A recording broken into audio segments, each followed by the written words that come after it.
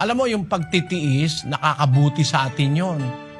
Maganda sa tao yung nahihirati sa hirap, nasasanay ka. At huwag kang maiinggit, kapatid, doon sa mga mayayaman, sa kanila lahat ng mga conveniences in life. Pansamantala lang yon, kapatid. Bayaan mo lang. Ang buhay ngayon sa mundo, temporary lang yan eh. Merong ibang buhay na ipinangako ang Diyos. Yun ang buhay na walang hanggan. Kung saan, lahat ng naagrabyado, lahat ng mga inapi, lahat ng mga taong nang hirap, gagantimpalaan naman ng Diyos. Kaya mas maganda, kapatid, magtiis.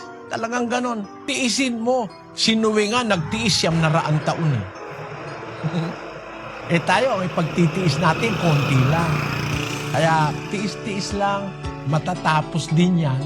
At ang pinakamagandang katapusan, pagkatapos mong magtiis, isinama mo sa pagtitiis mo ang paglilingkod sa Diyos.